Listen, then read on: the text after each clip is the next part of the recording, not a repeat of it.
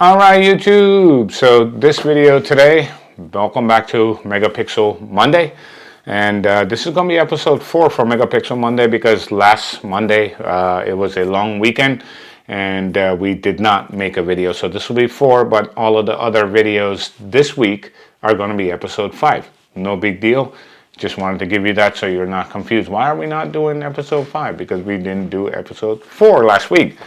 What are we talking about in this video? Megapixel Monday.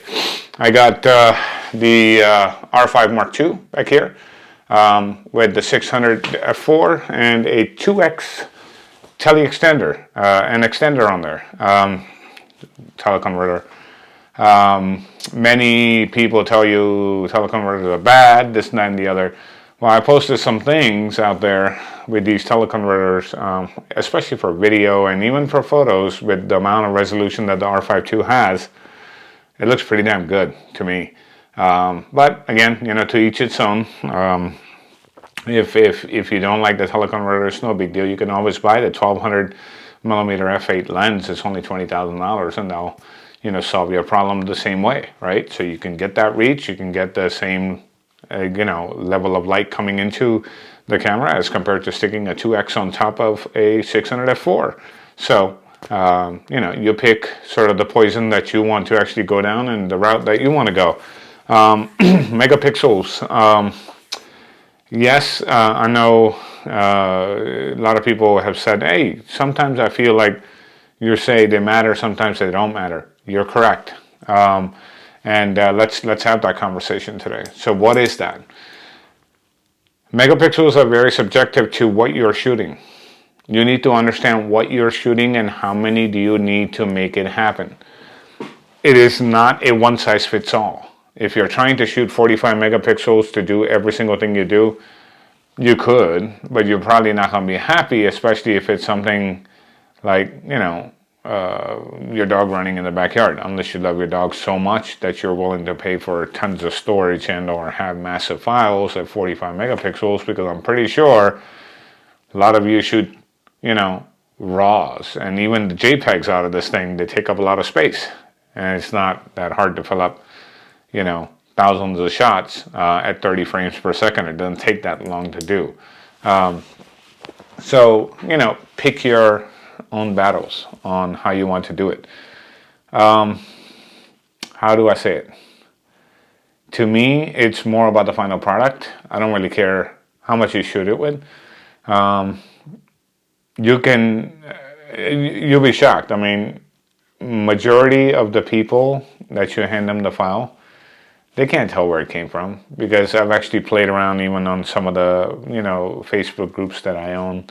And I've actually taken some pretty old cameras with very low megapixel count, like 4 and 8 megapixel, and I post a picture up there and they think it's shot with a 50 megapixel image because I upscaled it, right?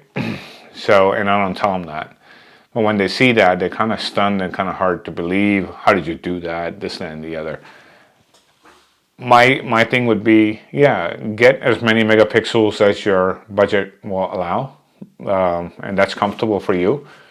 But it's not only about just getting the camera, it's about what comes after. Usually a high megapixel camera like the R5, the Sony a7R5, all of these, you know, Nikon Z8, Z9, there's a price to be paid after, and that price is pretty hefty, right? Especially if you're shooting on CFast Express Type B cards, because those cards, they write to the, you know, card so fast in the camera that you get more excited and you want to shoot even more, right? And then you go home with thousands of pictures, they all look the same. To each its own, you know, if you're shooting the Olympics, that's great, that would matter. But if you're not shooting the Olympics, that could be a pain in the rear, right? On top of that, you got to figure out, do you delete them all, or do you actually, you know, go ahead and pay money to store them, or buy bigger hard drives like I did, like I told you about in one of my previous videos. I picked up a 16 terabyte storage drive, which is so I have my own workflow.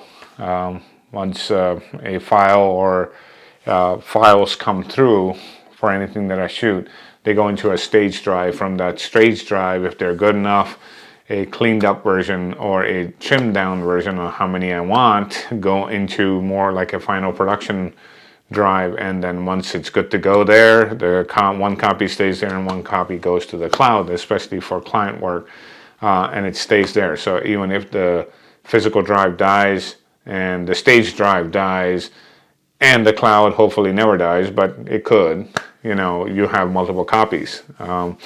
That's my process. So all of that is not free. It costs money and it takes time. One thing that we do not think about when we're lusting for all these high megapixel type of things is time. What do you mean by that? When you have a very high megapixel file, when you edit a high megapixel file, it's going to require you to do more things to it because you're going to see that much more resolution. All right, so you got to buy nicer software to do your thing. Then you got to buy noise reduction software. Then you got to buy this and you got to buy that, whatever, So it's not as simple as walking into a store, picking up a camera, going home, and hoping that you're not going to spend any more money. You will. You spend thousands of dollars afterwards. Guaranteed. Guaranteed you will. You might think you might not. I'll give you a clear example. A lot of people are very funny about the $79 battery for the R5 II. And, this could apply to even the Nikon Z8 because you can stick a battery pack on the bottom of it and get that, extended grip and whatnot. If you think about it, if you pick up one of these cameras, that camera is not $3,800 or $4,300. You're going to get an extra battery pack, that's another $100, right? 79, 80 bucks, 100 bucks, for argument's sake. Now you have 4,400. Now you got to buy a battery grip, another 350 bucks. Right? Now you're at 4750, right? And then you're going to probably buy a couple more little things. It's a $5,000 camera. It just is. It is what it is. There's no two ways about it. So think about sort of what you're doing and where you're going and what the true expectation is. And if you're not allocating at least 25% of the value of that camera for additional things after you walk out that door, or you don't have that kind of money, you shouldn't be buying that camera. You really shouldn't. Because for one, you will not be able to utilize all of the things that are available for that camera to get the most out of it, but you'll get tons of megapixel, right? Think about that for a second, guys. All right? We lust for the megapixels, we go for these cameras, but do we really understand that? One more thing I want to warn you about with high megapixel cameras.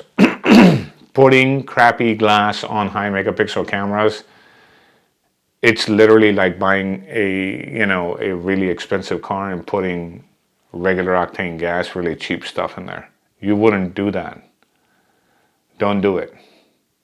You're going to buy a top-notch tier camera. If you're going to buy a Z8, buy like a 600 PF, whatever that lens is.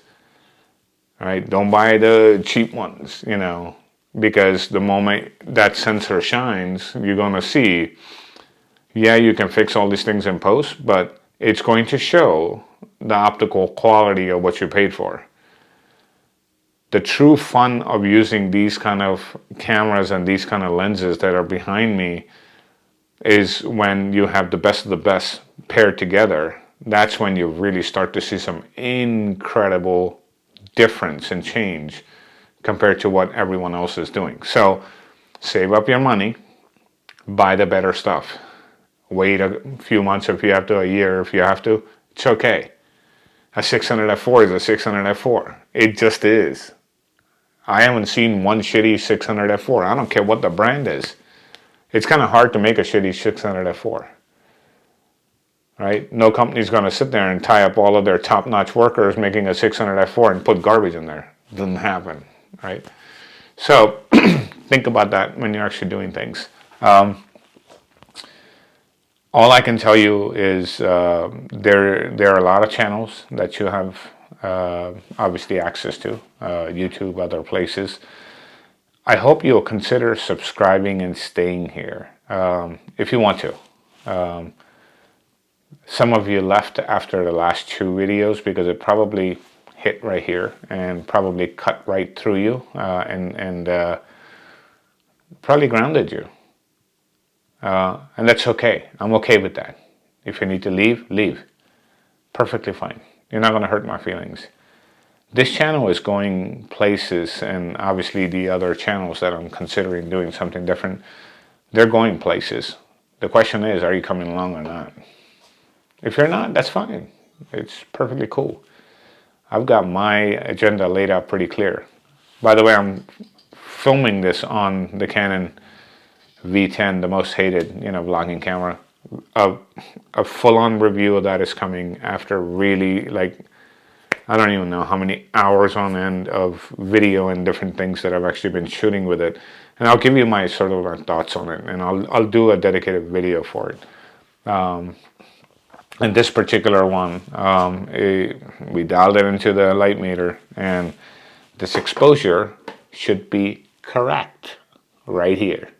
It is correct. It is what the light meter has said. That's what I punched into this little guy, and this is the quality that you're actually seeing out of it. So hope you like it. We are going to do some really cool things, and we're going to take this little guy with us wherever we go out and about, walking around, and be able to actually film like this, just like we do with an actual cell phone. Same type of look and feel. Kind of cool that we can do that. And I did get the small rig cage for this camera. Here, you can actually see it. So, we'll go through that as well, and what are my thoughts. There are some things I like in it, some things I don't. But again, nothing is ever perfect. But you all are perfect. So go out there, create your magic. Definitely be nice to each other. And, just make some wise choices when you're buying these high megapixel cameras. Because the cost of owning a high megapixel anything nowadays is not just the buying of the device. It's the party starts after the fact. So think about that. Make some wise choices. Be very cognizant to your own wallet, to your family. Do not go out there and spend money if you don't have it. If you're racking up credit cards to buy this stuff, don't do it. Avoid it. Trust me, you're not missing anything. You probably already have good enough gear, but if you really want to and you're able to, go for it. We are heading into some interesting times, across the world, economically. So please be very cognizant of what you're doing, and you're not putting your family and your friends and family at jeopardy when you're going out there spending, thousands and thousands of dollars buying all this gear. The gear will be here. Your family won't be there forever. I won't be there forever. You won't be there forever. So make the most of that. So do the best that you can. And with that, again, like, subscribe. I hope you choose this channel to subscribe and actually stay here. And I am going to be working on something where we're going to be doing a lot more membership related type of things. So give that some thought. And there are going to be some things that are going to be available only to the members, which are going to be very highly advanced type of things, which are not going to be out on just regular videos. So with that, I will talk to you tomorrow. Tomorrow is TTL Tuesday. I got a good one for that. And I think you'll find it exciting. So talk to you then. Thank you.